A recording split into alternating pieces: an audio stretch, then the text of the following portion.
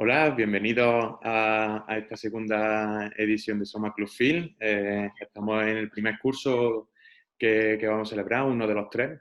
Y este curso lo va a impartir Lamberto Guerra. Es un curso de interpretación y dirección de actores ante la cámara.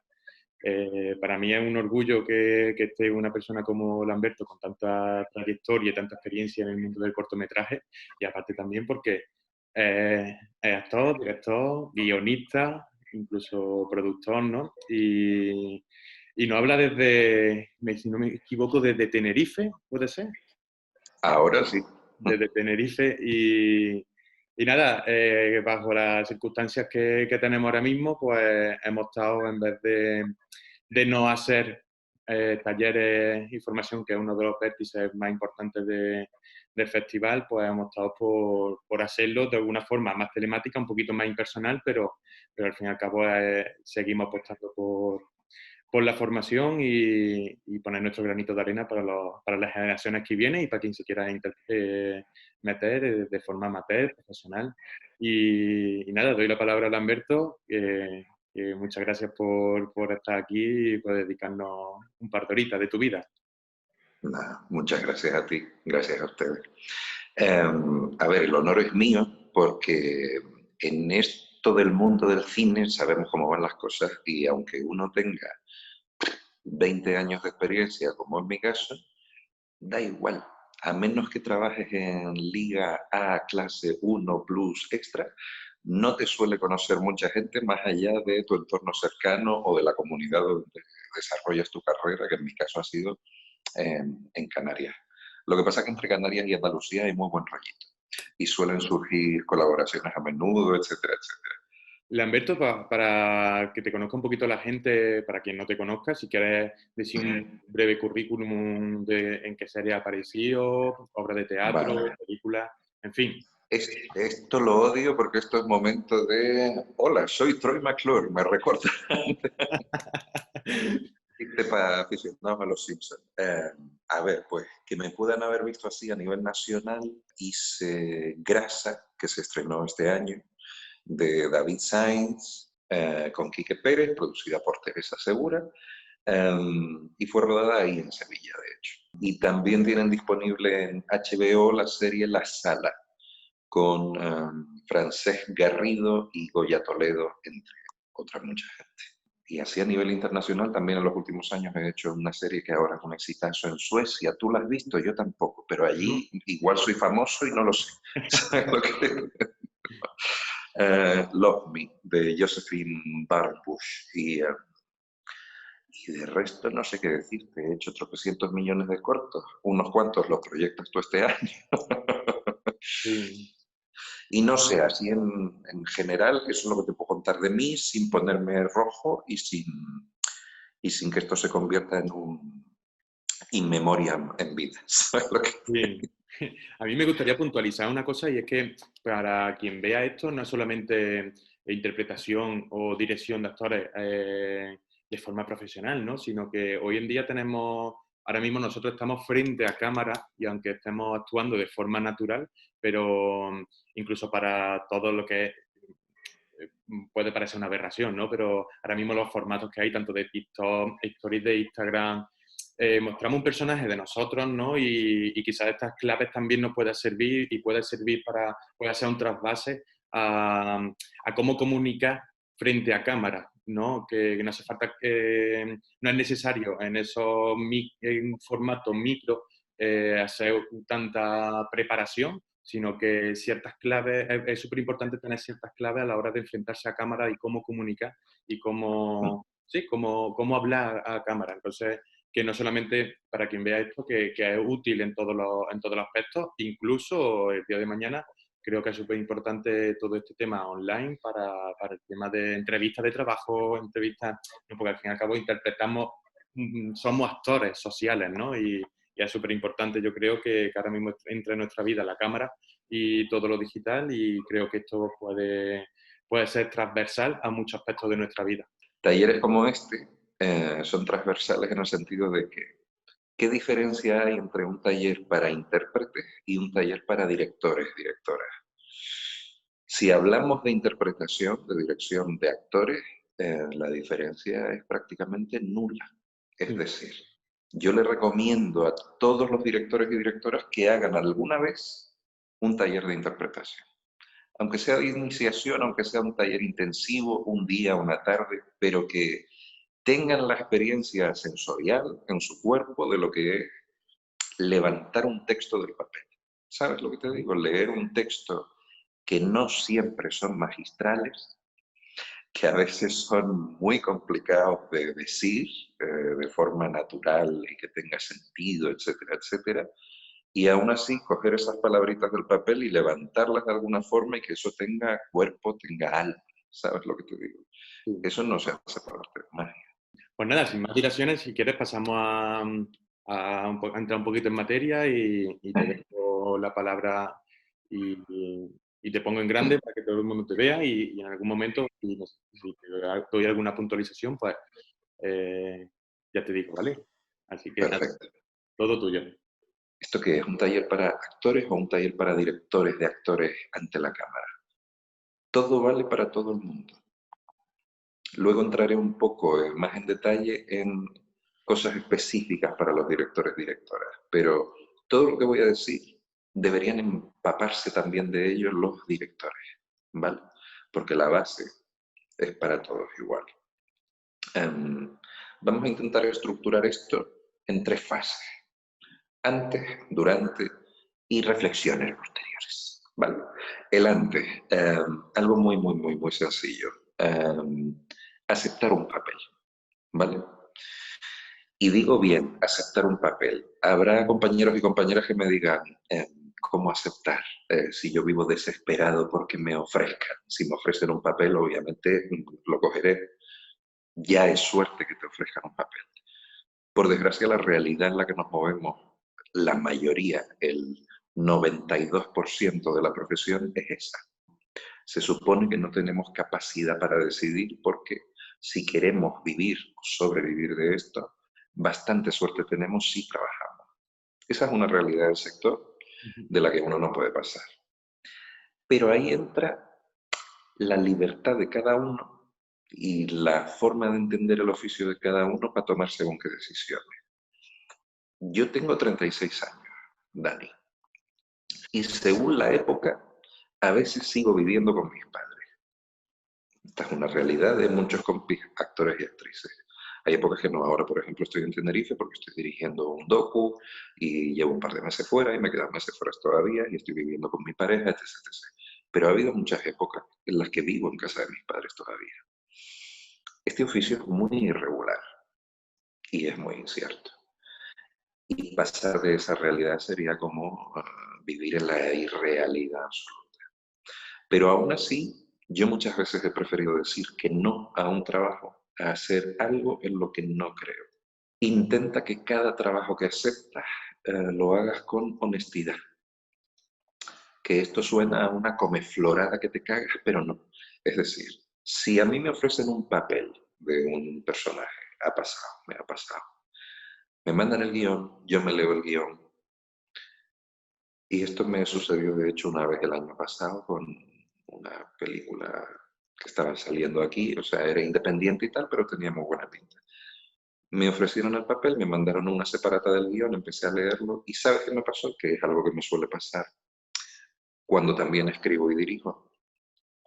No me imaginé a mí haciendo el personaje. Estaba viendo a un compañero que conozco muy bien haciendo el personaje. Porque lo conozco, sé cómo actúa, sé los registros que tiene y ese personaje, él le venía como un guante. Me leí el guión, miré mi cuenta del banco, dije, jo, qué bien me vendría, pero yo voy a poder hacer algo realmente interesante con esto. Me va a gustar, tengo algo que me apetece meterle y no.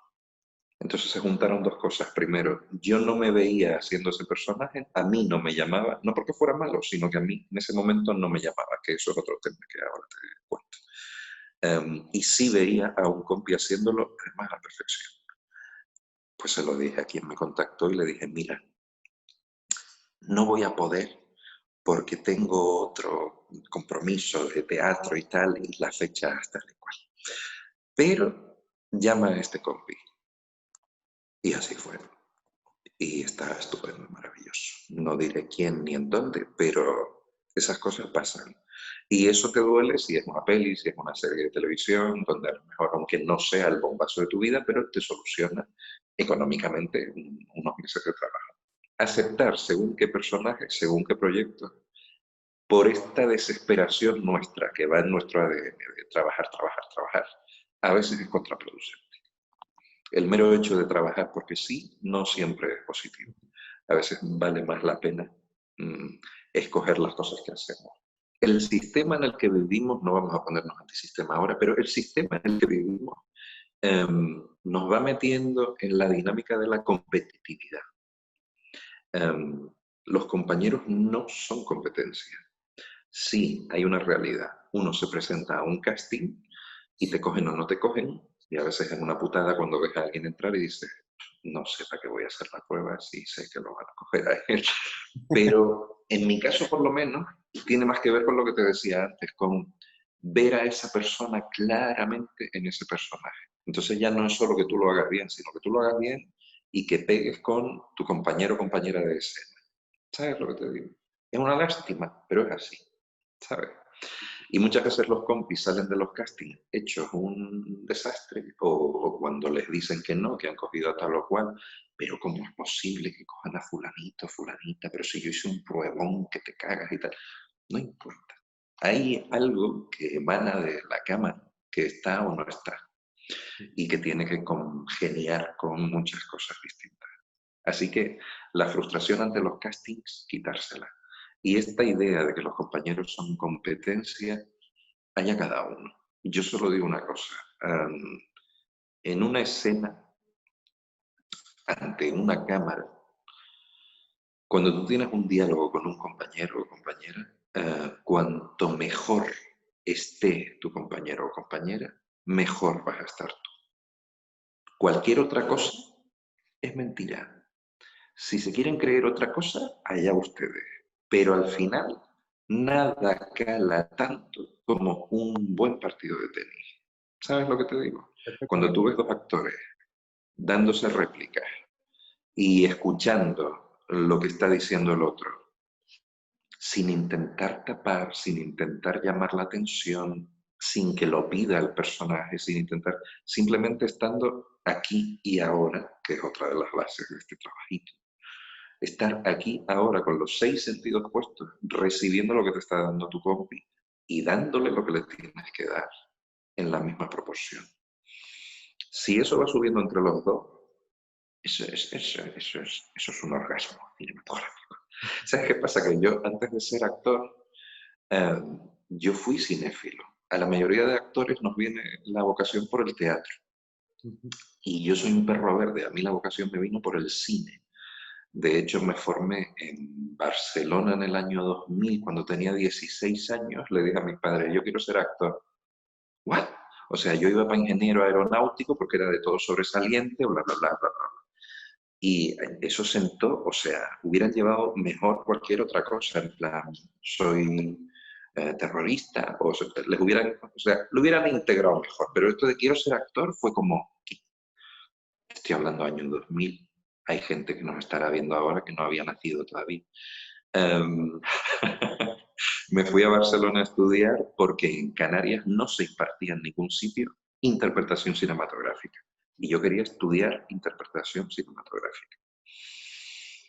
Y de las primeras cosas que me dijeron fue esa. Cuanto mejor esté tu compañero, mejor vas a estar tú. Y lo entendí a la perfección.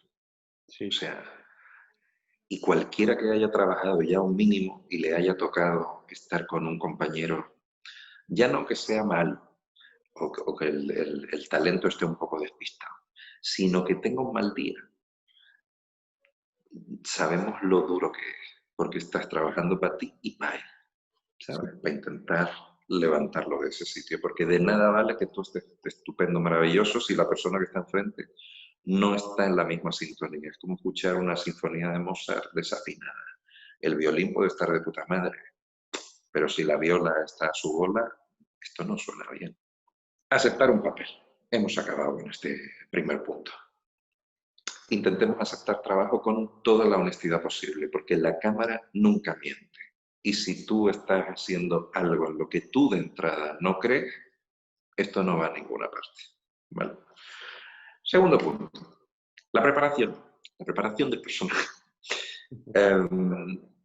Yo siempre digo que no hay un único camino. De hecho, cada actor o actriz que te cuente, que tenga la generosidad y la valentía de contarte cómo se prepara sus personajes, te contará piedras muy distintas, ¿sabes? Hay gente que se dedica única y exclusivamente a leerse el guión tropecientos millones de veces hasta que se lo aprenden y luego vamos para adelante. Hay gente que se empeña en hacer 20 millones de cosas y desde que lee el guión es, ay, voy a ponerle este pelo, me voy a cortar el pelo así, no, esto lleva bigote, no, tal y cual. No. Le voy a poner un acento. Cosas, cosas. Hay un libro que antes te dije que te iba a recomendar alguno. Yo solo suelo recomendar dos libros. Uno es Cómo dejar de actuar, de Harold Guskin.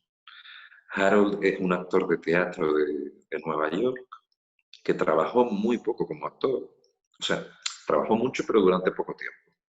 Y terminó de forma natural convirtiéndose en coach, en profesor, que es un poco lo que me gusta hacer a mí. Él no daba teatro, no daba no, él se dedicaba a trabajar con actores y actrices para preparar los personajes, única y exclusivamente eso, que eso es lo que me gusta hacer a mí.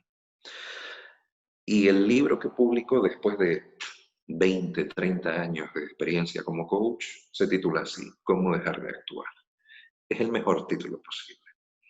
Porque lo que te enseña en ese libro, que es lo que habla en sus talleres con la gente, y lo que a mí me gusta también hablar con los compañeros, es que tenemos que dejar de estar pendientes de hacer cosas. Es terrible cuando tú ves a un actor actuando. El arte de este oficio consiste en que tú no veas al actor, en que veas a un personaje, y ni siquiera que pienses en él como en un personaje, sino como en una persona. Las pelis que se te quedan a ti en la memoria para siempre son estas que están protagonizadas por alguien con quien tú te irías a tomar un café, porque sientes que estás conociendo a una persona de verdad. Y cuando se acaba la película, es como si te hubiera llamado un amigo y te hubiera puesto al día en 3 horas y tú te hubieras quedado hecho mierda si lo ha pasado mal y salieras contentísimo si al final le ha salido bien. Eso es una buena película y es una buena interpretación. Y eso tiene mucho que ver con no actuar, aunque parezca contradictorio. Sí, una cosa que a mí, por ejemplo, te puede gustar más o menos Tarantino, ¿no? Que creo que es un referente pero creo que Tarantino, donde ya su talento de verdad es en la dirección de actores, porque coja el actor que coja, tú estás viendo, aunque sea Brad Pitt, Leonardo DiCaprio, sea lo que sea, tú estás viendo al personaje, ¿no? Y creo que es muy bueno porque conoce al personaje, le trabaja muy bien los silencios, trabaja la expresión corporal, y es justamente por poner un ejemplo, ¿no? Para ver ese imaginario colectivo, ¿no? Que cómo se nos queda en el imaginario. Eh, Creo que es un gran ejemplo de cómo ese mismo actor en otra película estás viendo, por ejemplo, no sé, cómo salvó a John Travolta, ¿no? En ese sentido, en Pulp Fiction, que no estabas viendo para nada a John Travolta, sino que estabas viendo a ese personaje. Entonces creo que tiene mucha importancia justamente lo que dices, ¿no? Que tiene que ser verdad, no estás viendo una persona que está interpretando, sino que estás viendo una realidad que la has sacado y la has puesto en imágenes. Por ejemplo, sobre Harold Guskin, el autor de este libro, hay varios pasajes con varios actores reconocidos y tal, porque el tío ha sido el coach personal. Esto de coach personal en España no se lleva mucho, pero en Estados Unidos sí. En España, por ejemplo, yo solo sé de Javier Bardem, por ejemplo, todos los personajes que interpreta los prepara con un coach, que en su caso es Corazza, que de hecho tiene una escuela bastante reconocida en Madrid. En Estados Unidos sí se lleva más. Harold Buskin ha sido el coach de, yo qué sé, Kevin Kline, que ya no es tan conocido, pero tuvo un nivel de trabajo muy importante en los 80, 90. Fue Oscar al mejor actor secundario por Un pez llamado Wanda, de Glenn Close. Yo qué sé, ¿por qué pueden conocer a Glenn Close? Por 101 Dálmatas, probablemente. Yo la conozco por Atracción Fatal y Las Amistades Peligrosas, pero esos son los 80, 90. James Gandolfini es el protagonista de la serie Los Sopranos, que ya falleció, desgraciadamente. Fue otro de sus alumnos. Y de hecho hay un pasaje en el libro que lo pone, una quote, una referencia a algo que había dicho James Gandolfini, que decía: a mí cuando me llega un guión, siempre tengo la tendencia a probarme 3 pelucas, 4 trajes distintos, no sé qué, no sé cuánto. Luego llamo a Harold y se me quitan las ganas de todo. Porque lo que Harold intenta hacerte ver es que muchas veces no hay que hacer nada ni que añadir nada. Si un guión es bueno, el personaje está en el guión. Y si el guión es bueno, tú ya inevitablemente te vas a ver obligado a hablar, incluso respirar de otra forma. A partir de ahí se puede construir, pero la base ya está. No hay que volverse loco haciendo cosas. Hay creaciones maravillosas, suelen ser de personajes muy excéntricos, pasados de rosca, etcétera, etcétera. Yo qué sé, un Joker, sea el de Heath Ledger o el de Joaquin Phoenix. Vale, ese personaje no solo depende del guión, de las palabritas que te pongan el texto. Ahí tienes que crear cosas, ok.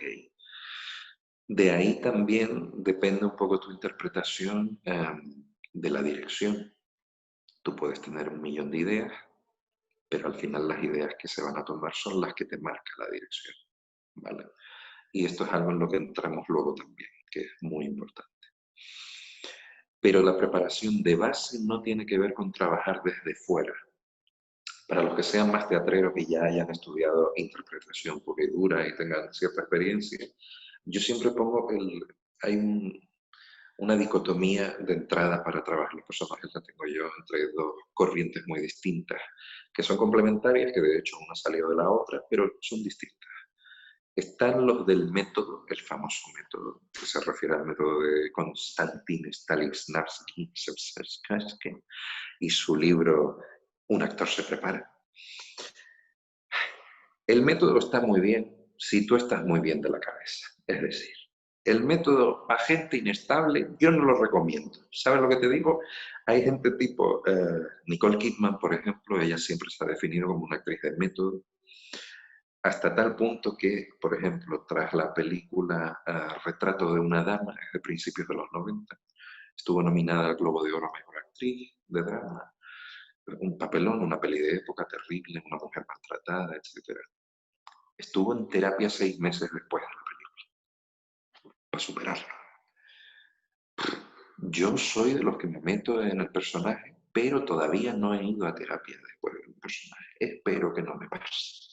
Sí es cierto que hay sitios complicados a la hora de interpretar.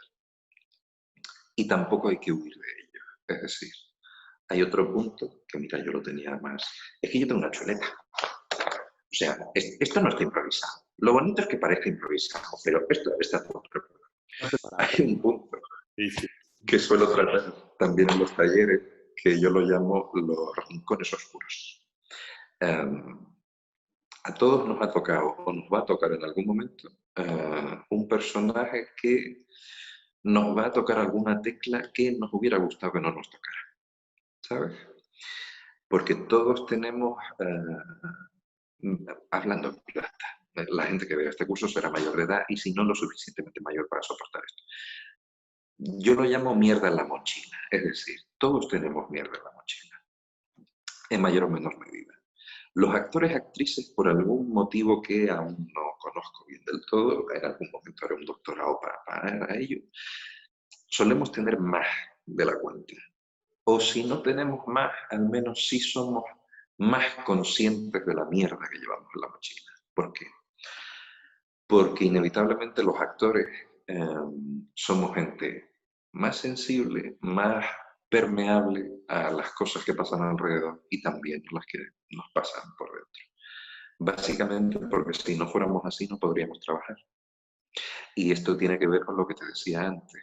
igual que creo que todo el mundo puede actuar, creo que no todo el mundo puede ser actor. Son dos cosas distintas.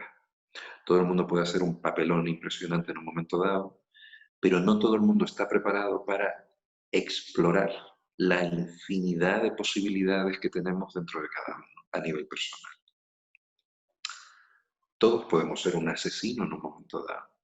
Y habrá quien diga, no, yo no. O sea, esto es una cuestión de principios. No, no siempre es una cuestión de principios. En una circunstancia concreta, en un momento concreto, en un estado concreto, todos podemos matar, todos podemos robar, todos podemos reaccionar de una forma que no contemplamos en un primer momento. Explorar eso es complicado y a veces da miedete y a veces te deja a pozo y te vas a casa con el trabajo pensando, ¿y si a mí me pasara esto? O desgraciadamente en algunas ocasiones que te ocurre algo o estás interpretando un papel que, como te digo, te toca una tecla que tú tenías ahí polvorienta sin ningún interés en tocarla y llegas a casa tocadillo porque has estado 8 horas en un rodaje removiendo y tocando esa tecla una vez y otra y otra y otra y otra. Manejar eso es complicado y eso lo puede hacer un actor, no alguien que está actuando. Es distinto. Los rincones oscuros, los sitios oscuros, son jodidos. A mí me ha tocado interpretar un par. De hecho, uno de los clips que te voy a poner, lo pondremos ahora dentro de un poquito, es de la serie que te comentaba antes, de La Sala. La Sala está disponible en HBO. La Sala son tramas que empiezan y acaban, es un thriller de 8 capítulos, creo, y cada capítulo tiene una subtrama que empieza y acaba. Yo estoy en el capítulo 3. Adiós, gracias, que solo estoy en el capítulo 3. O sea, de los trabajos más duros que yo he hecho en mi vida ha sido ese. Y es un papel así. Tiene 3 escenas, creo, 4 o 5, no lo sé, pero muy poquitas escenas. Es un papel secundario. Pero eso no significa que haya que trabajar menos. A veces hay que trabajar mucho más. Y eso también es otra cosa. Esto es un cliché, pero los que trabajamos también lo sabemos. No hay papel pequeño. Está muy guay ser el prota, el cabeza de cartel y que tu cara esté en el cartel. Si te interesa eso, si eres como yo y con lo que disfrutas es interpretando, pero que nadie te pare por la calle, pues está muy bien hacer papeles pequeños. ¿Sabes lo que te digo? El personaje que interpreto en La Sala se llama Charlie. Es un personaje con una discapacidad psíquica y se ve en medio de una trama bastante truculenta, pero no cuento más para no hacer spoilers. Tú también dibujas, ¿verdad, Charlie? Bueno, he visto las manos, las tienes manchadas. ¿Qué usas, lápiz? Carboncillo. Ajá. ¿Qué dibujas tú? No sé. Cosas que me gustan. Personas. Personas que te gustan también. ¿A Elsa?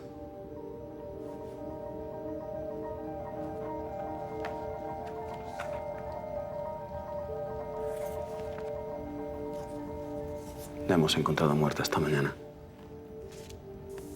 ¿Sabes quién la mató?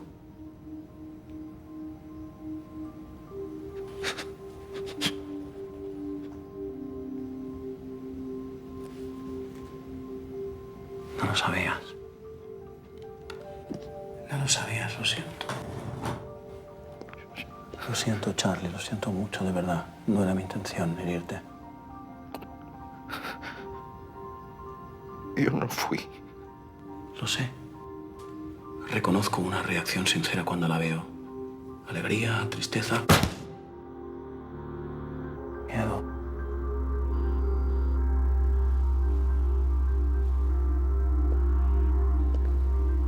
Es increíble. La mayoría de nosotros fingimos entre lo que sentimos y lo que mostramos, ¿verdad? Tenemos como unas barreras. acaso tú es absolutamente transparente, Charlie. Incapaz de mentir. Charlie, escúchame, mira. Ahora me gustaría hablar contigo de otra mujer, ¿de acuerdo? ¿Sabes? Igual que Elsa es importante para ti, esta mujer lo es para mí. Se llama Lola. Se acabó el interrogatorio. Tenemos un problema.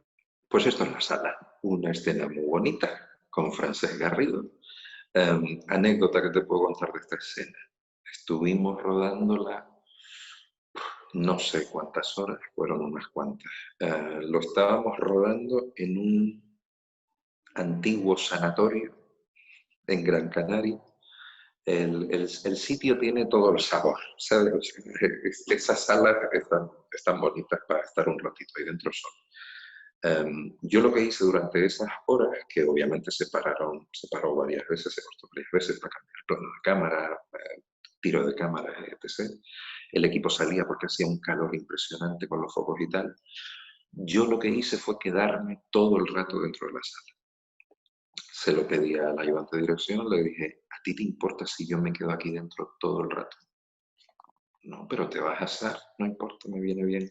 Y me quedé todo el rato dentro de la sala. Mi compañero de escena, que es Francesc Garrido, que algunos lo conocerán de otras muchas series, de Sé quién eres, ha trabajado, ha hecho mucho secundario en cine, más dentro en tantos, muchísimo trabajo. El tío es un crack como actor, pero sobre todo como compañero. Fue un gustazo trabajar con él y con Raúl Prieto, que también tengo escenas con él.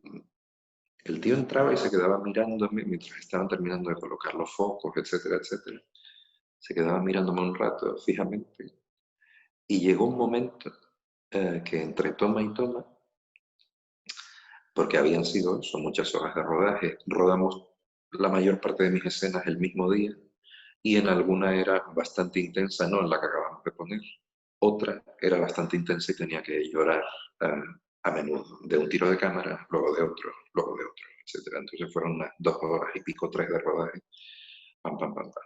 Entonces llegó un punto entre toma y toma que me estaba mirando así fijamente y me dice, una cosa, tú, el kit este de emociones, ¿dónde lo compraste? Para yo comprarlo también. Pues dice, porque yo tengo el cerebro fundido de estar aquí 3 días que llevo rodando con oratorio y tal, y cada vez que entro estás como, y yo no puedo, tú me puedes explicar cómo.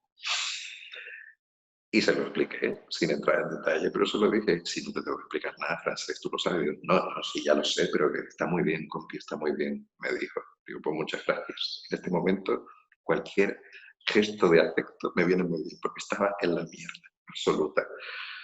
¿Eso cómo lo hice? Yéndome a estos sitios oscuros de los que te hablo. Es decir, a veces te viene un papel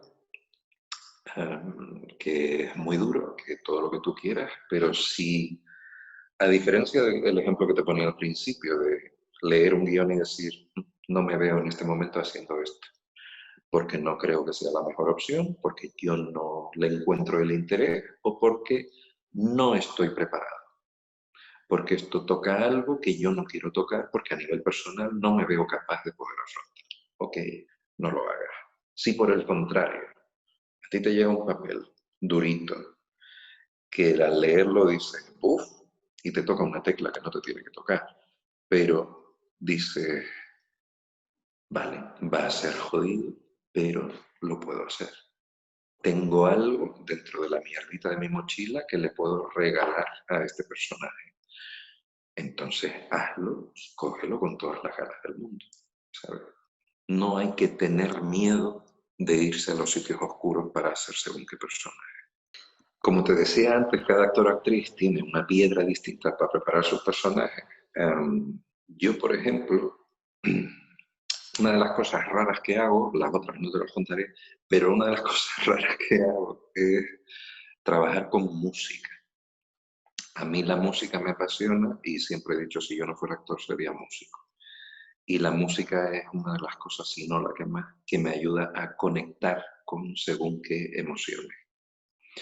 Entonces, si yo te pongo mi currículum y leemos todos los personajes que he hecho, te puedo decir cuál es la música de cada personaje.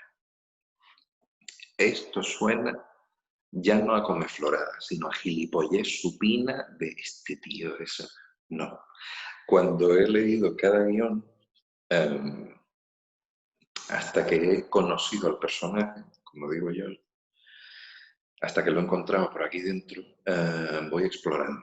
Es decir, cuando tú recibes un guión, la primera lectura es aséptica. Estás demasiado pendiente de todo para poder sacar petróleo de verdad. Ves de qué va la historia, quiénes son estas personas, qué papel juegas tú dentro de todo este entramado, si te gusta, si no te gusta, si hay algo complicado, etc. Dejando esa primera lectura aparte de descubrimiento del todo. Cuando te metes en el personaje y empiezas a leer el guión en serio, ahí tienes que ir imaginándote realmente a ti dentro del personaje y pensar en todas estas cosas de las que hablábamos antes, en las que no hay que pensar desde fuera, sino desde dentro. Es decir, y eso no te lo terminé de decir antes. Nos metimos en el método y terminamos aquí. Pues te lo termino ahora. Antes que te decía, está el método Stanislavski. Otra gente sigue a Strasberg. Strasberg era un discípulo de Stanislavski que luego fue desarrollando el método de otra forma y es el que se sigue hoy en día en el Actors Studio de Nueva York, etcétera, etcétera. En teoría es el mismo, pero no. Stanislavski va, para que me entiendas resumiendo mucho, de dentro hacia afuera, Strasberg va de fuera hacia adentro. Es decir, leo un guión y pienso lo que te decía antes, me voy a poner una peluca, un traje, no sé qué, no sé cuánto. Eso es Strasberg. Si tú lees un guión y empiezas a pensar cómo me siento, cómo tengo que estar, eso es Stanislavski, ¿vale? Súper resumido. Puedes pensar en las dos cosas y combinarlas, por supuesto, y todo te puede ayudar. Yo no soy de los que sigue un método. Yo creo que cada actor tiene que crear su propio método con herramientas de absolutamente todo, incluyendo, como te decía al principio, pasar una tarde en una imprenta y observar. O sea, todo te ayuda.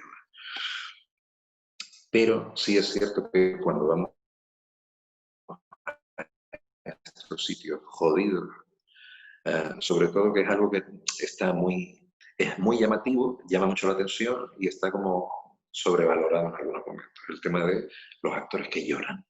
Este rollo de estar llorando y que cuando alguien del equipo lo ve y te pregunta ¿cómo lo hace? Pues como todo lo demás. Es decir, lo que pasa es que hay una reacción fisiológica que llama la atención.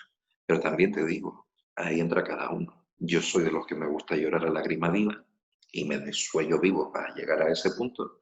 Y luego tienes a gente tipo Carmen Maura, que es de las mejores actrices que ha dado este país, que ella si tiene que llorar, antes de la toma hace mentol.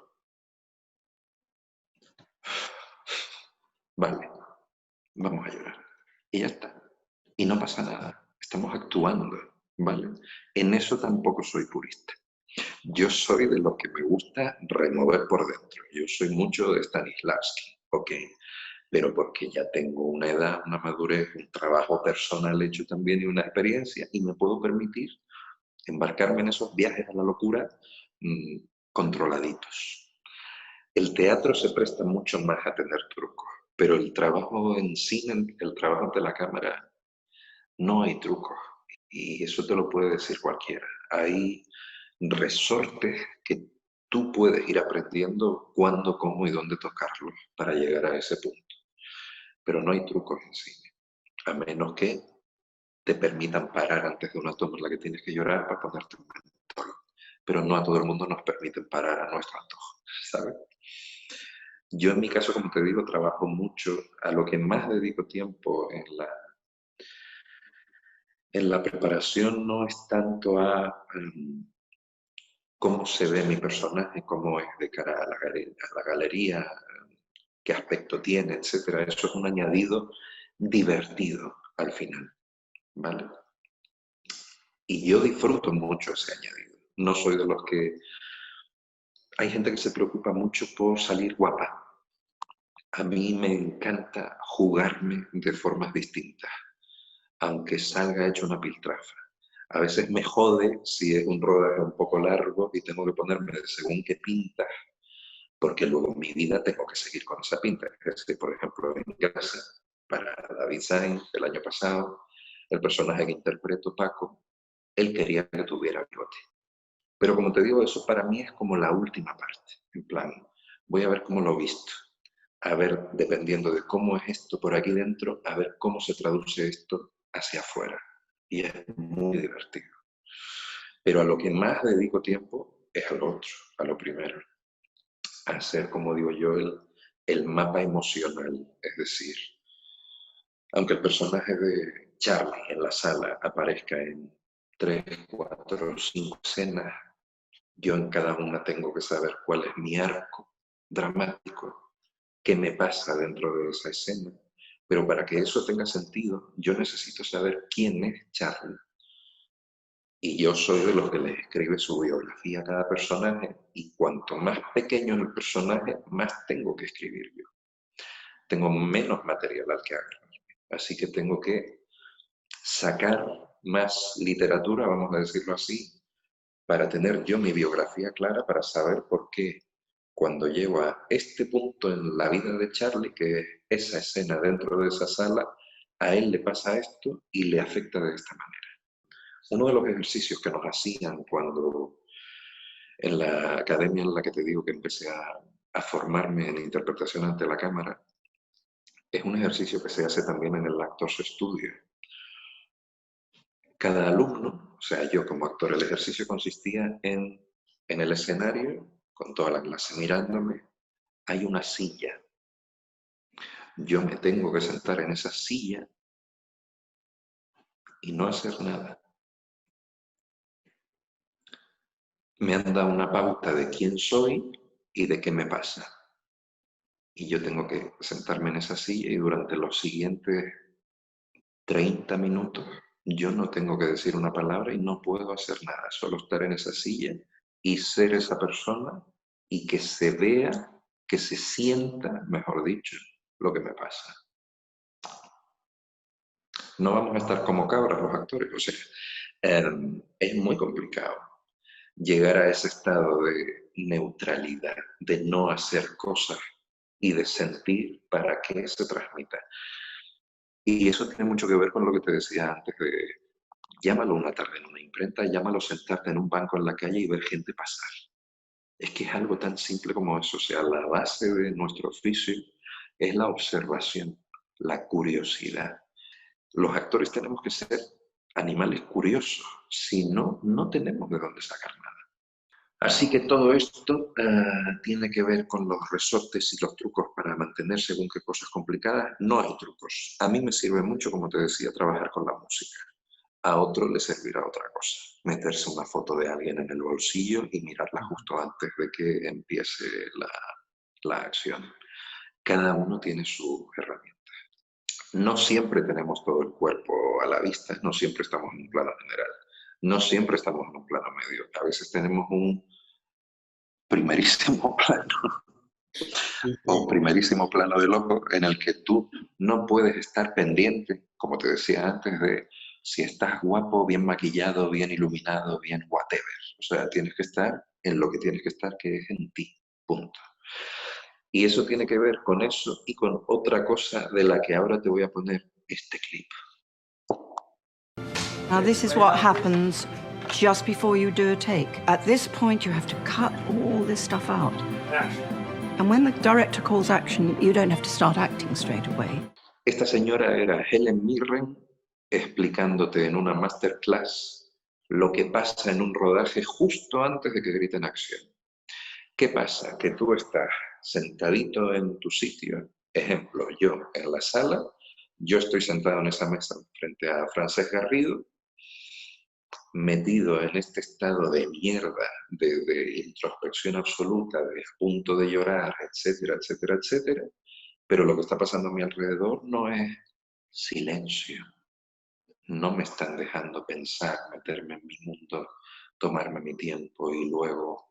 No, lo que está pasando alrededor es... El foco, pon el foco, no sé qué. No, pero aquí, no, delante no, sombra, ponlo por el otro lado, no. La maquilladora. ¿Perdona? Y yo sí.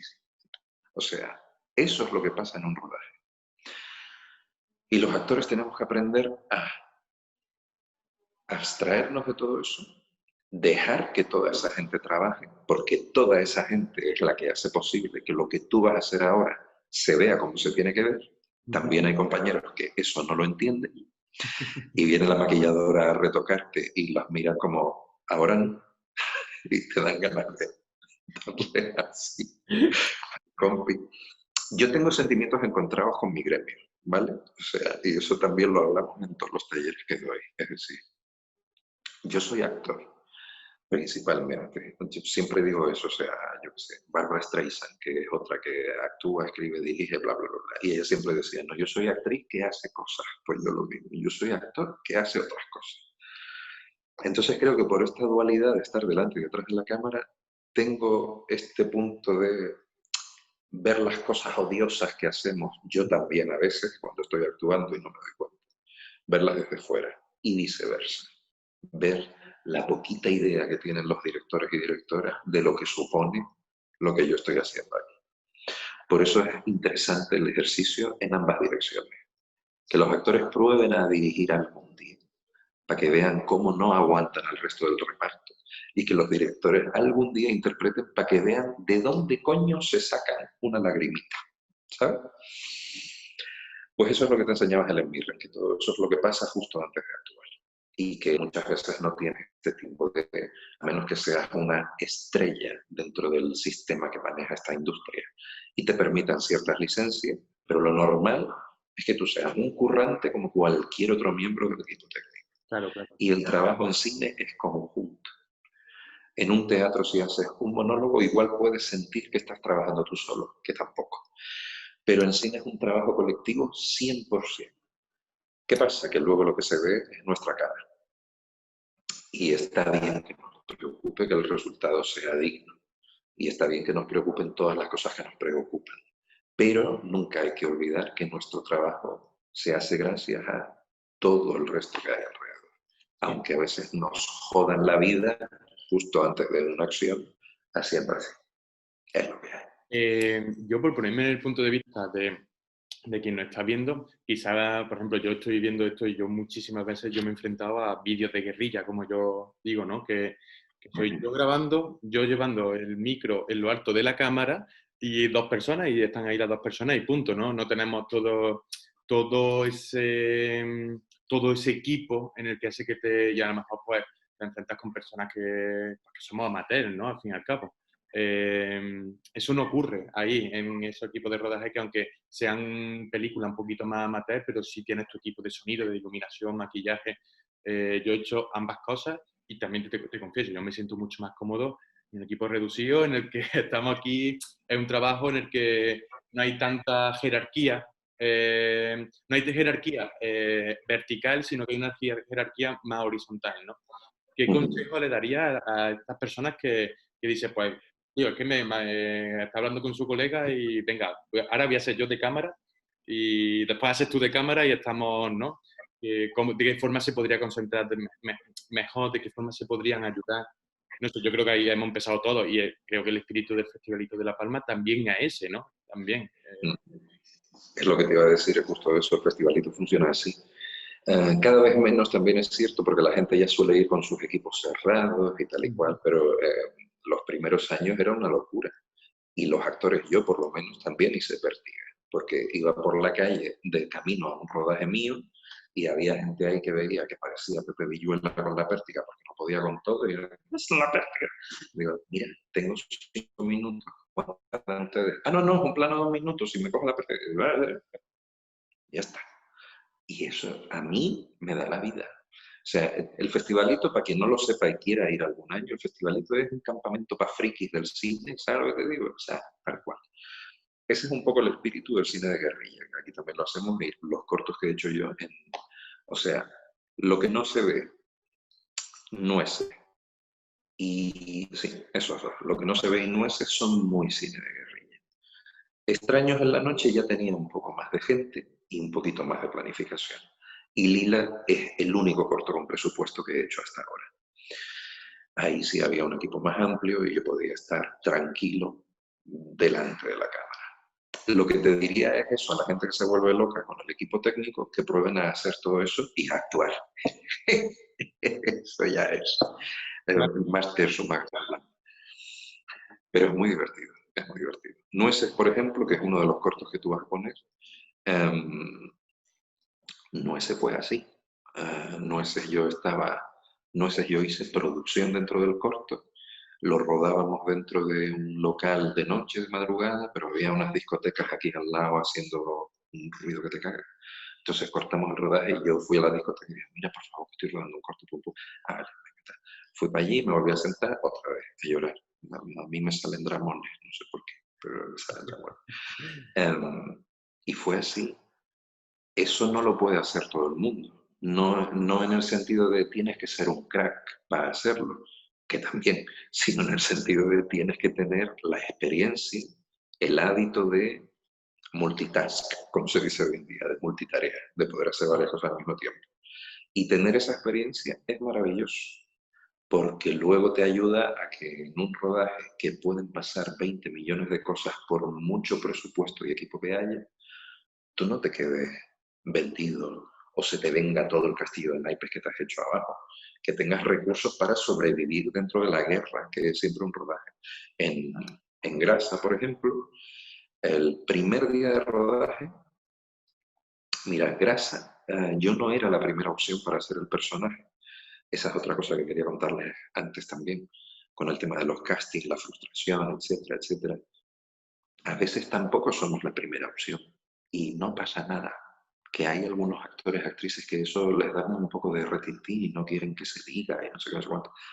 Me la suda, o sea, como si soy la opción 29. Si al final el personaje llegó a mí, maravilloso, por suerte, y lo hago con todo el cariño del mundo. Paco en Grasa es un personaje también secundario. El protagonista absoluto de Grasa es Quique Pérez y orbitando alrededor de él somos unos 4 personajes, una cosa así, más o menos con el mismo peso de secundaria. Mismo peso, nunca mejor dicho.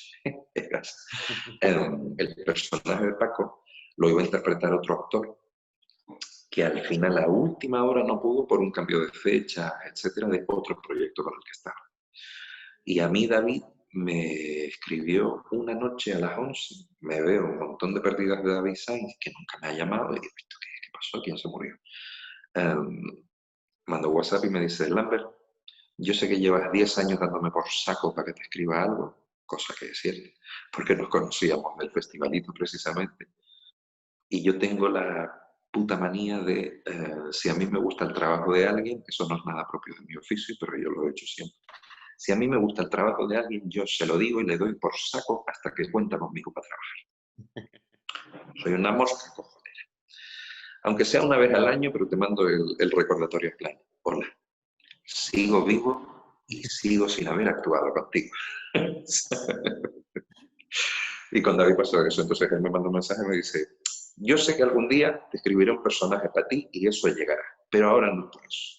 Rodamos dentro de una semana. Ellos llevaban 4 meses preparando el proyecto, con ensayos, lecturas, etc. Rodamos dentro de una semana, se me ha caído el actor que iba a hacer esto. Y dentro de los secundarios, este es un poco el más dramático y yo necesito a alguien en quien confíe porque tú el día que vengas vas a rodar. No va a haber ensayo, no va a haber lectura, no va a haber leche machanga.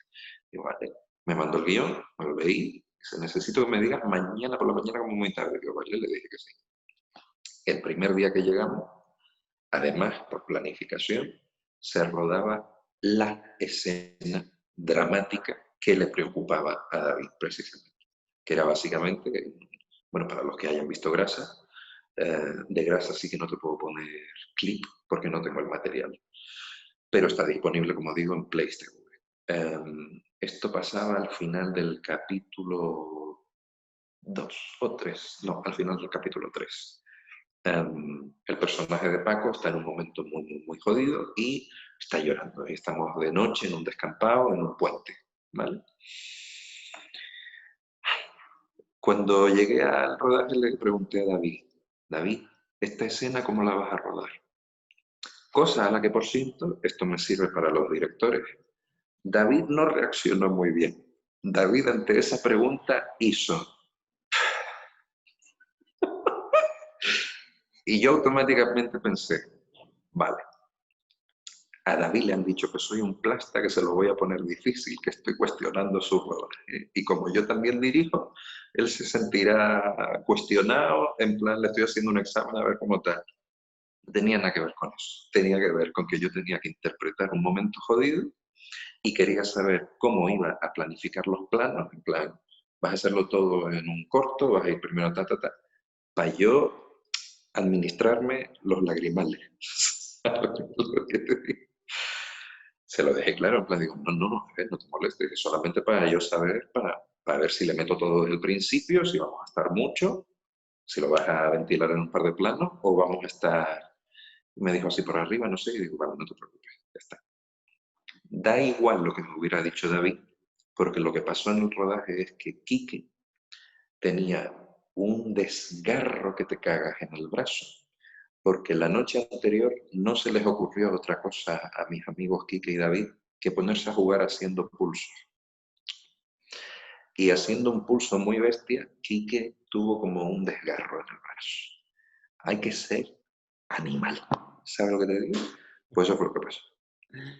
Entonces, la escena, esa escena que pueden ver al final del capítulo 3, que básicamente soy yo llorando, Quique metiéndome un speech motivacional y nuestro compi descojonado, que por cierto, la risa de este compi que me cago en mí es que no me acuerdo ahora el nombre, porque este es un problema mío, tengo dislexia para los nombres. Sé que tiene D, que tiene G, que tiene, pero no me acuerdo los nombres, esto es otro rollo, pero bueno.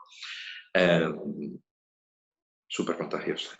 Esa escena, que es jodidita, estuvimos rodándola como 4 horas y pico. ¿Por qué? Porque había que cortar un montón de veces porque Quique se moría. Y yo entre toma y toma me veía así llorando, no sé qué, no sé cuánto, corten. Y le ponía los brazos aquí, o sea, las manos aquí en el brazo aquí, que para darle calor y tal, porque encima estábamos en un descampado. Y yo, ¿estás bien? Y Quique. O sea, da igual al final lo que te digan que va a pasar en un rodaje o lo que diga la planificación. Tú tienes que estar preparado para lo que sea. Y para eso ayuda mucho el cine de guerrilla. Este cine que está como mal visto, en plan, bueno, esto es lo que hacen los perros flautas que no tienen dinero, pero tal y cual, no sé qué, no sé cuánto. Esa, para mí, es la mejor escuela que puedes tener para rodar en cine o en televisión. Sí, sí.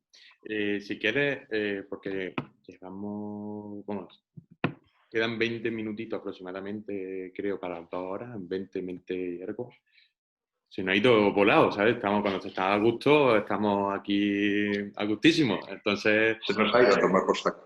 No. Yo creo que al contrario, estamos súper a gusto y por si quieres pasamos al siguiente por tratar un poco la interpretación frente a cámara, como estábamos hablando antes, y seguir un poquito más, de forma más técnica, por decirlo de alguna forma. Vale. A ver. Como ves, este es un tema que puede dar para muchas horas, días y años de exploración. El problema es que, como en el cine, no siempre hay todo el tiempo del mundo. Al final, interpretar ante la cámara, para los que ya tengan algo de experiencia, a lo mejor en teatro, o para los directores que se estén metiendo en esto por primera vez, interpretar ante la cámara es exactamente igual que interpretar en teatro y es totalmente distinto. Es decir, lo que decíamos antes, no tienes que preocuparte tanto por lo que se ve, cómo se ve desde fuera, etc. Tienes que preocuparte de sentir lo que tienes que sentir en ese momento, porque si lo estás falseando, se va a notar. Da igual lo buen actor que seas, todo el oficio que tengas y lo solvente que sean algunos de tus recursos. Incluso cuando vemos actores de primera línea, yo qué sé, Meryl Streep. Meryl Streep, esto igual me oye alguien y me mata, pero esto es una realidad. Meryl Streep no se curró tanto su papel en Los Puentes de Madison como su papel en Mamma Mía 2, ¿vale? Y eso se nota mucho, mucho. Que en ella ese nivel de lo hago con la punta del nardo le queda bien, pues sí, porque es Meryl Streep. Pero lo normal es que cante y no que suene a ABBA, precisamente. Hay que trabajar desde la verdad absoluta. A mí ahora me gustaría ponerte un clip del corto Lila, en el que salimos los personajes de, no sé si ya lo habrán visto o el corto se verá más adelante dentro de la programación, pero dentro del corto Lila hay varios personajes. La protagonista, una de las 3 protagonistas, es una abuela que se llama Antonia, que está interpretada por Sara Guerra. Sara Guerra es la mejor actriz del mundo con permiso de Meryl Streep, pero nadie lo sabe porque vive en Gran Canaria. Pero es así. Sara Guerra interpreta a Antonia y yo interpreto a su vecino Leandro. Los dos tenemos una escena en el salón de Antonia. No cuento antes ni después qué pasa para no hacer spoiler, pero sí me gustaría invitarles a que vean el corto, por supuesto, para que vean el contexto, pero que vean este clip de esta escena de los dos personajes con una conversación en el salón, sin más. Les dejamos con el clip.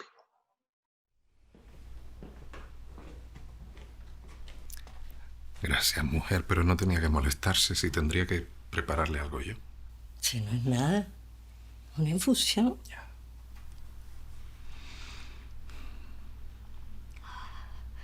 ¿Mejor?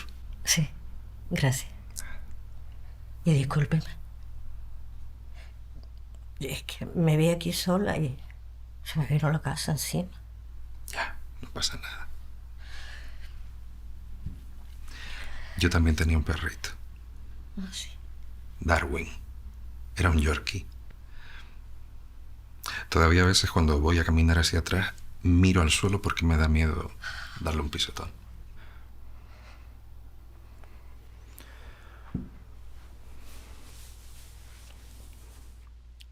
Leandro.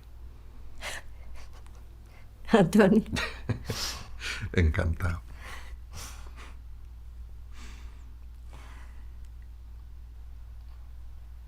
Antes dijiste que trabajas en casa.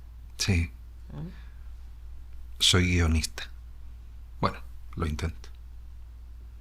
Mi padre todavía me dice, ¿hasta cuándo vas a perder el tiempo con eso? Sácate una oposición, bla, bla, todas esas cosas. ¿Y qué edad tienes? 35. Oh, pareces mayor. Gracias. ¿Y usted? Recién. Tengo que presentarte a mi nieta. ¿Qué edad tiene? 23. Ah, no. No. No. ¿Y eso por qué? Ya he estado en ese sitio. ¿Solo tiene una? Sí, una nieta. Y también una hija. Ok. ¿Ah?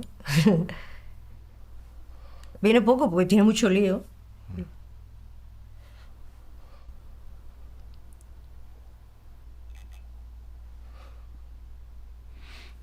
Mire, peliculones que ponen hasta ahora, ¿eh? Menos mal que tengo insomnio. ¿Puedo? Sí.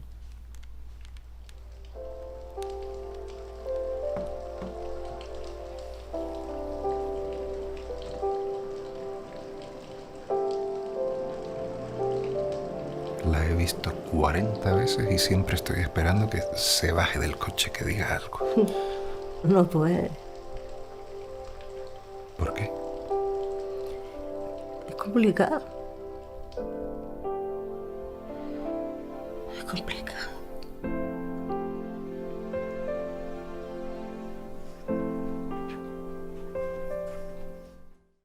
Pues esta era la escena.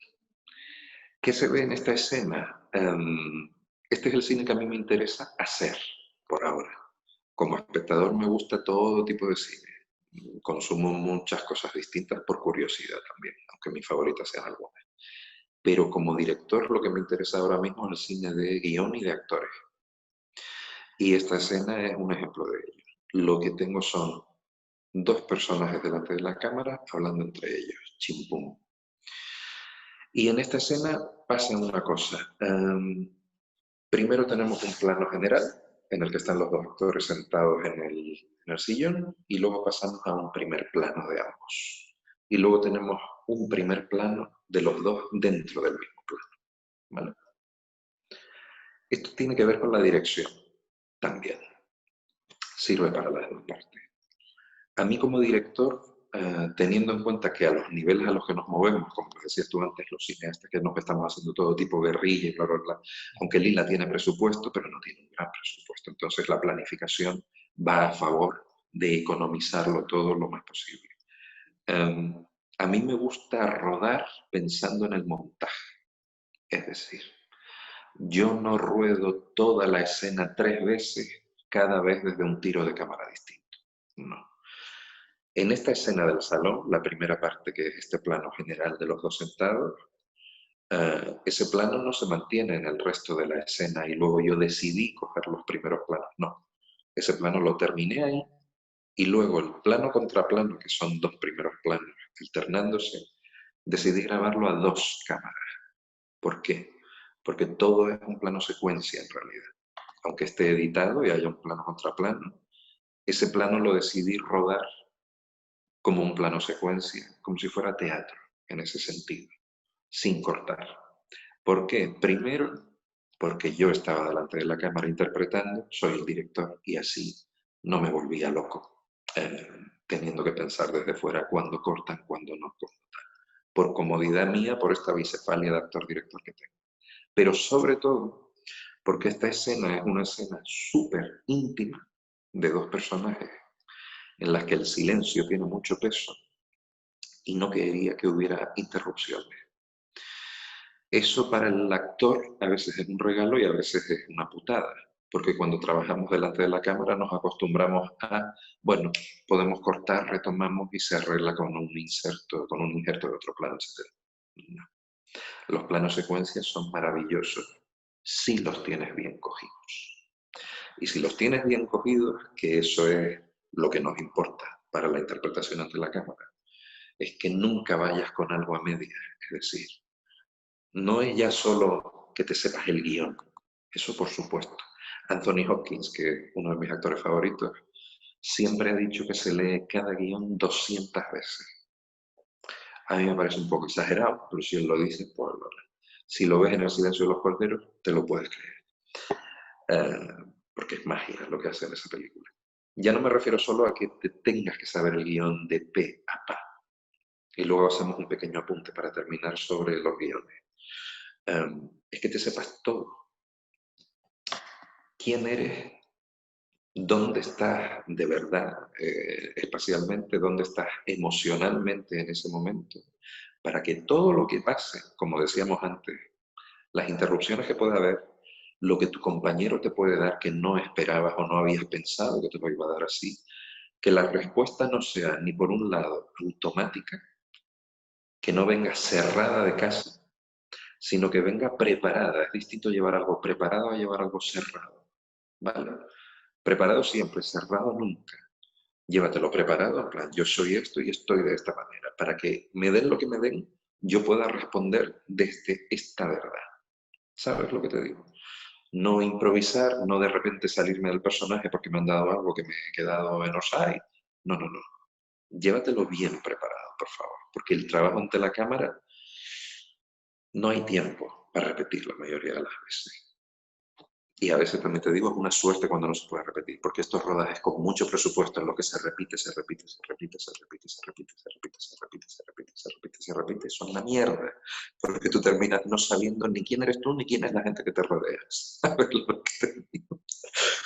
Así que eso es importante. El plano secuencia lo quise hacer así por eso, porque quería captar la intimidad de ese momento y porque pensando en Sara Guerra, mi compañera, sabía que a ella le iba a ser mucho más fácil. Y eso es algo que también enriquece mucho el trabajo que hacemos al nivel en el que trabajamos, a este nivel de producción, etc. Si tú conoces al reparto, y subrayo conoces, no necesariamente que sean tus amigos del alma, ¿vale? Pero si tú conoces a los actores y actrices con los que estás trabajando, tienes la mitad del trabajo hecho. Sobre todo cuando en mi caso, como en mi caso yo escribí el guión, dirigí y actuaba con ellas, con Sara en este caso. porque desde el momento en que estoy escribiendo el guión, sé quién lo va a hacer y puedo intuir cómo lo va a hacer. Eso ayuda muchísimo. De hecho, ahora estoy en esa situación. Estoy escribiendo un guión para mi próximo proyecto y anoche mismo llamé a Sara, esta actriz. Le dije, Sara, estoy escribiendo, pero es un dramón. Yo sé que tú quieres que hagamos una comedia, pero a mí me sale un dramón. ¿Te puedo incluir audio de ella de 5 segundos? Sí. Porque ya tenemos un bagaje de trabajar muchas veces juntos y sabemos cómo vamos a trabajar y lo que nos vamos a dar. Pero no siempre pasa. Lo inmensamente normal es que tú no conozcas ni a tu director, ni tu director conozcas a tu actor. Ahí hace falta un trabajo previo. No necesariamente ensayo, pero sí encontrarse. Yo, por ejemplo, no soy de ensayar. Yo soy de los actores que detestan los ensayos. Y como director tampoco me gustan, porque creo que las cosas se vician y se cierran antes de cuando se tienen que cerrar, que es en el rodaje. Pero sí creo mucho en reunirme con el guión delante o sin el guión delante y hablar de qué vamos a hacer y de quién es tu personaje o de quién es mi personaje, ¿vale? Ese trabajo previo que a algunos directores no les gusta y les parece un joder, ahora tener que comerme hablando una hora a ver quién me va a preguntar. Eso es necesario, amigo mío, porque luego el día del rodaje verás la diferencia entre alguien que está actuando o un actor que te está dando un buen personaje, ¿vale? Y esto no tiene nada que ver ni con clasismo, ni con elitismo, ni como te decía antes, con competitividades absurdas. Tiene que ver con que trabajemos al nivel que trabajemos, sea con una gran producción, o sea un corto de guerrilla hecho en 4 horas. A mí como actor y como director, por supuesto, pero a mí como actor me interesa que el trabajo sea el mejor posible. Yo no actúo la mitad de bien si el presupuesto es la mitad de alto que en otra película. No hagan eso, ni exijan cosas que no se pueden exigir en según qué contexto. Otro punto que tenía aquí ya para acabar es el trabajo ante la cámara, sí, pero las distintas realidades dependiendo del nivel de producción en el que trabajes. Tú no puedes exigir lo mismo en un rodaje de guerrilla, en un festivalito de La Palma, en un corto que te dan un guión hoy para hacerlo mañana por la mañana, etc., que en una producción de Warner Bros. Rodando un mes en Gales, como me pasó a mí con...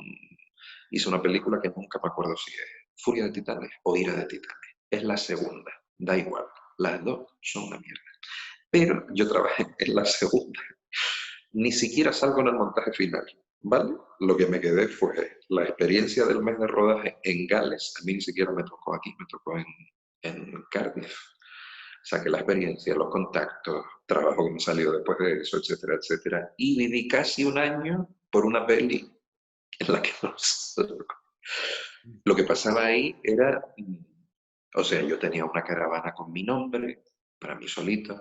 En la caravana de al lado estaba Liam Neeson. Entre toma y toma decían corten y aparecía una muchacha, porque era un exterior, hacía fresquete. Aparecía una muchacha con una manta, me la ponía por arriba y un té. Y yo miraba alrededor en plan... ¿Esto qué es? ¿Esto qué es? No, de hecho yo me quitaba la manta porque mis escenas encima eran... Yo interpretaba a un general, bla, bla, bla, y tenía 300 extras que eran mi ejército. A los extras los podía partir un rayo, ¿sabes? Todos estábamos vestidos de griegos del año Catapum. Entre toma y toma a mí me tapaban porque hacía un frío de tepela y ellos se podían morir. Entonces yo me quitaba la manta porque me sentía fatal, ¿sabes? Y la ayudante de dirección que me daba la manta y le di la manta me miró con cara de qué buena persona. Y yo pensé, es que tú no estás acostumbrado a rodar donde ruedo yo, hija mía, no sé, esto es un agravio comparativo de 3 pares de cojones. Yo como actor no necesito ni fruta en mi camerino, ni una manta entre toma y toma, no. Necesito que me den un guión, que el director esté disponible antes de rodar para poder hablar con él y saber qué vamos a hacer. Y eso los directores, queridos amigos míos, no se lo tienen que tomar como me están poniendo en duda, me están examinando o me están dando por saco, o este tío es insoportable, ahora me va a comer el tarro con sus propuestas, etc, etc. Ese proceso es necesario. Sí. Y luego tenemos que saber que es el director quien decide, ¿te cojo esta propuesta o no? Pero el proceso es necesario para las dos partes, actor y director. A mí me gustaría, si me dejas, compartir una reflexión que me dijo Juan Sebastián Bollaín, que es uno de los galardonados del festival, que a mí la verdad que me impactó mucho porque tenía mi visión sobre el director, o la visión que se puede tener de forma general sobre el director, suele ser el jefe, ¿no? El que manda y el que tiene la idea súper clara. Y justamente ocurre al contrario. No tiene, el director creo que es el que menos clara tiene la idea, ¿no? Porque, y intento explicarme, él me decía, dice, yo me siento, yo soy el director, tengo claro, yo lo he escrito, yo me siento y dejo que el departamento de arte me hable, que el departamento de sonido me hable, que el departamento de dirección de fotografía me hable. Y ahora yo coordino a los diferentes departamentos porque no puede hablar sonido con dirección de arte, no habla, sino que hablan conmigo y yo le doy y pongo en coherencia todos estos departamentos y hago que el trabajo sea infinitamente más rico que si yo le digo, porque el director nos debemos de saber de todo, pero no, por eso somos directores, porque no estamos especializados en sonido o en arte o en fotografía. Entonces, a mí por ejemplo, muchas veces desde el punto de vista del director, es como una comunicación unidireccional hacia el actor, ¿no? Y es bidireccional. Lo mismo que el director de arte te habla, deja que el actor también te hable, porque también te va a aportar, porque al fin y al cabo lleva trabajando ese personaje y lo está sintiendo ese personaje y te va a poner, ahora el director te va a decir, pues quizás esta parte no, porque la toma que me está diciendo el director de fotografía es esta, ¿no? Entonces, la figura más de director como epicentro, no como el punto de la pirámide. Y yo creo que es bastante importante eso porque los grandes directores, y se confunde mucho la dirección con ego, porque es muy difícil, porque todo el mundo te pone en una posición en la que todo el mundo te escucha, todo el mundo, tú tienes la última palabra y al fin y al cabo sale mucho más rico cuando tú dejas al lado el ego y dejas que los demás aporten y hagas más rica tu película, al fin y al cabo, que hace que la película sean de todo. Entonces a mí eso me marcó y me ha hecho entender muchas cosas en el cine. Y ahí se ve, ¿no? Que Juan Sebastián no sé si lo conoces, es tío de Isier Bollaín, la cineasta, y ella empezó con... Y ahí está, de que no hay... Ha sido, ojalá todos los directores, ¿no? Está siendo reconocido con 70 años. Cuando él estaba haciendo sus películas, al no tener eso, eran reconocidas sus películas, no su figura. Y yo creo que eso es bastante importante, que hay muchos egos aquí, sobre todo egos de actores, que entran en conflicto con egos de directores. Por ejemplo, una gran película que muestra eso es Dolor y Gloria de Almodóvar, que trabaja mucho eso. Entonces, bajarnos un poquito, vamos a bajarnos del carro, que un administrativo de un ayuntamiento no es más que una limpiadora y no tiene más ego. Pues es igual. Nada, te quería contar. Totalmente.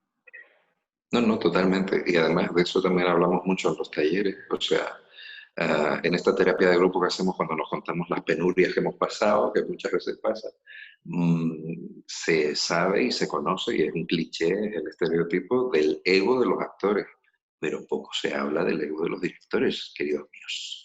Es una cosa, es terrible, realmente terrible.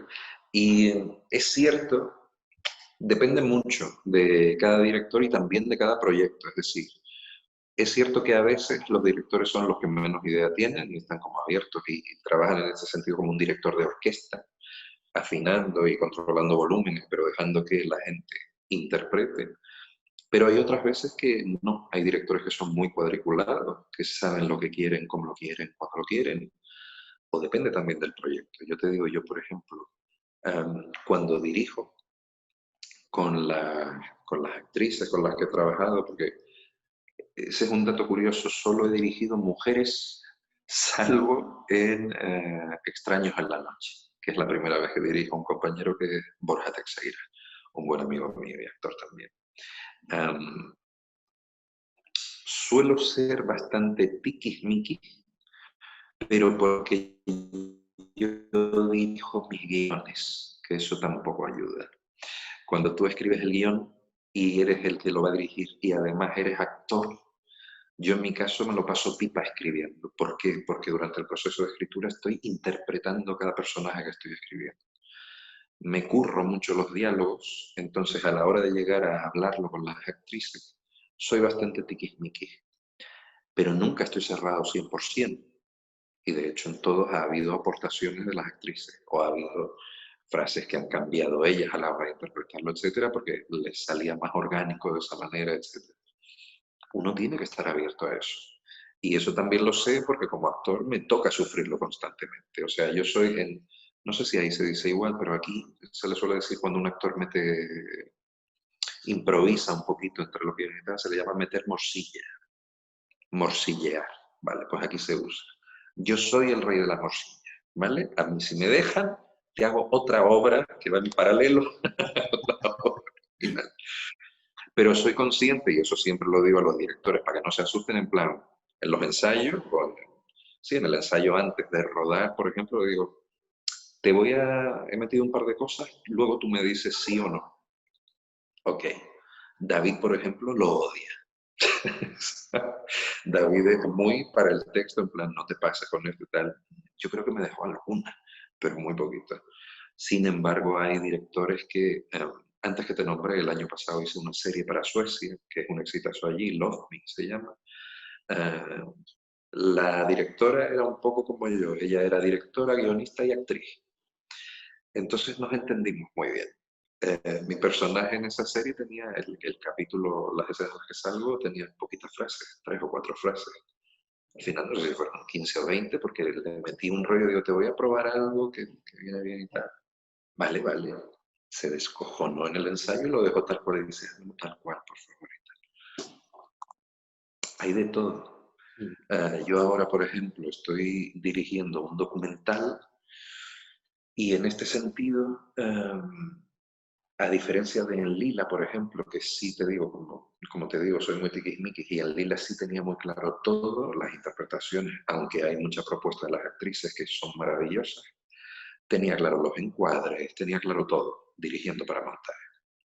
Aquí no. En el documental estoy explorando otra forma de hacer las cosas, porque al ser documental depende de muchas otras cuestiones, de los contenidos que te va dando la gente en la que entrevistas y tal y cual. Y ahí, por ejemplo, no le impongo al director de fotografía ni siquiera quiero este encuadre. Sí, este plano lo quiero, pero grábame tú lo que te dé la gana de lo que veas que te gusta. Luego miramos los dos. ¿Sabes lo que te digo? O sea, no hay una única fórmula y cada proyecto te demanda un proceso distinto u otro. Como director y como actor, lo que te decía antes. Yo no hay 2 personajes a los que me haya acercado igual. Sí es cierto que para todos, o 9 de cada 10, trabajo con música, es una herramienta que siempre me funciona. Pero la forma de acercarme a ellos y de construirlos no siempre ha sido la misma. Entonces esa flexibilidad como actor la he traducido también a la hora de dirigir. Depende del proyecto, te exige unas cosas u otras. Para mí, es que te iba a decir, tienes que ser muy genial para tener un esquema de trabajo que puedas aplicar a todo y que te sirva siempre. Pero ni siquiera en ese caso. Gente como Alfred Hitchcock, como Stanley Kubrick, como todos estos cineastas que son considerados genios del cine, también tienen pelis malas. Y también tienen escenas dentro de pelis maravillosas, pero hay escenas que no funcionan. Es decir, el ser un genio es un concepto bastante delicado y tiene mucho que ver con el ego del director, ¿sabes? Y eso no te salva de cagarla en un momento dado por no ser lo suficientemente flexible. Y yo creo que cada proyecto tiene su propia naturaleza. Ahí. Si quieres, para cerrar, a mí me encantaría que le dijera, que te dirigiera a las personas que le encantaría, pues, tanto dirigir como dedicarse a la actuación, que tanto si están empezando como si llevarán años. Y también con qué te quedas. Una cosa con la que te quedas de todo lo que hemos hablado, con qué te quedas. Esas 2 cositas. Y cerramos Vale. este maravilloso ratito. Ratazo. Ratazo. No, es que no tengo... ¿Sabes qué pasa? Yo creo que al final es inevitable, yo creo que se nota. Llevamos 2 horas, es verdad, yo no había mirado el reloj. Yo tengo la sensación de que no hemos dicho nada. ¿Sabes? Sí, yo también. Llevamos 2 horas hablando, pero es que podría estar una semana de encierro. Pero eso pasa cuando a lo que te dedicas es tu pasión. Y como siempre, estas cosas que son bonitas suenan a comeflorada, pero es que es la realidad. O sea, si tú seas actor, seas director, seas guionista, seas músico, cualquier cosa que no tiene normalmente una nómina, un sueldo estable y un contrato indefinido. Si tú sientes eso, vas a poder decidir dedicarte a ello todo el tiempo o no, pero nunca vas a poder abandonarlo. Es una enfermedad crónica. En mi caso es una enfermedad crónica congénita. Yo no me recuerdo a mí sin... perdón un segundo. No me recuerdo nunca en la vida sin querer ser actor, desde muy pequeñito, desde antes de ser consciente de lo que era ser actor. Pero mis juegos de pequeño era jugar con muñequitos, hacer historias, disfrazarme yo todo el rato, toda la vida, ponerme una capa. De ahí lo del fantasma de la ópera. Toda la vida. Yo no era de coches, ni de fútbol, ni de... No. Lo mío era crear historias e interpretarlas. Da igual lo que pase, da igual lo que te digan, da igual que venga una pandemia y cierren todos los putos teatros porque los políticos se empeñan en hacer medidas vistosas para que la gente diga, mira, están tomando medidas en lugar de medidas reales, efectivas. Nadie se ha contagiado por ahora en un teatro, en un cine ni en un concierto, pero aquí estamos. Aunque venga una pandemia, otra crisis económica, da igual. Si eres actor, vas a ser actor toda la vida, te dediques o no a ello, así que mejor intentar dedicarte. Yo llevo 20 años siendo actor, sobreviviendo como actor. Y mi padre sigue mandándome por WhatsApp convocatorias de oposiciones para el ayuntamiento. ¿Sabes lo que te digo?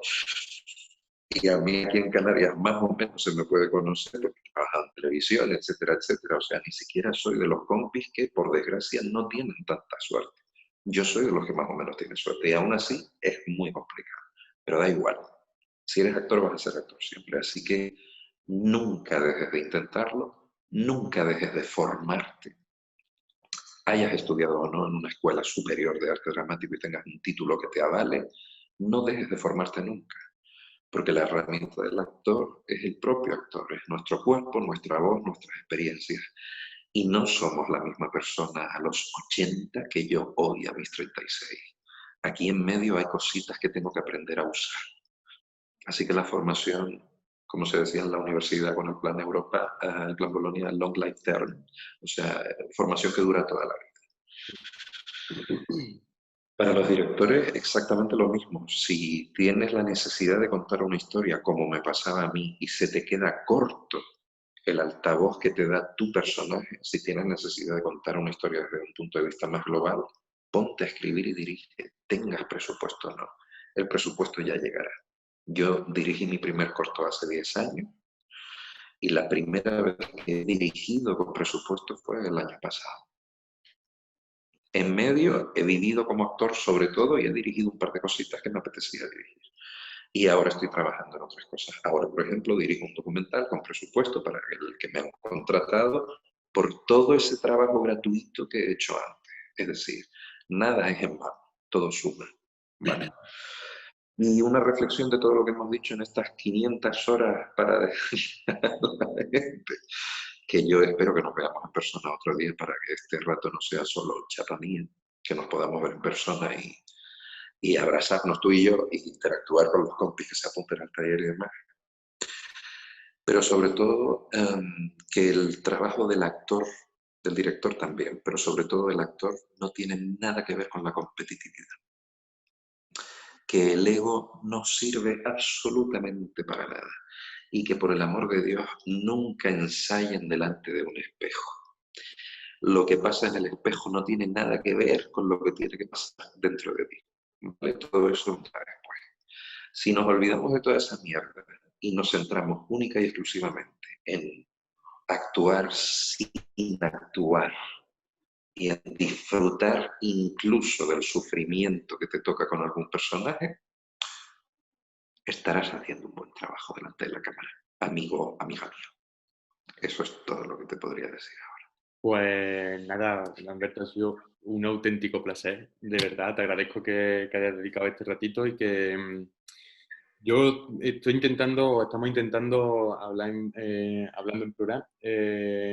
Ante toda la situación que tenemos,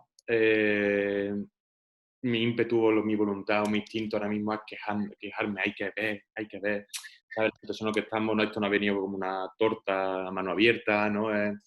Pero la queja está bien siempre que venga acompañada de soluciones por delante también, ¿no? Que no solamente sea hablar y escupir, porque cuando escupas para arriba te llega. Así que me encanta que pongamos nuestro granito de arena así y con que solamente, yo siempre lo digo, con que solamente lo vea una persona y tenga voluntad tan solo una persona, para mí este rato ya mereció la pena.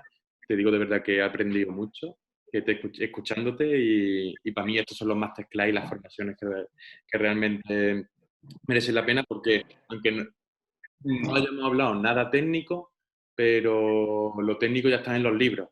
Aquí hemos compartido una experiencia y hemos hablado de emociones, que creo que es lo realmente importante en este trabajo. Así que de verdad que un placer y espero que te podamos ver por Montilla muy pronto, que tenemos muy buena relación con Canarias y cada poquito a poco ha venido, el año pasado vino Aarón Gómez y Sofía y poco a poco yo todo lo bueno intento traérmelo para acá. Así que, por supuesto, tendrás que venir aquí algún día y probar el vino.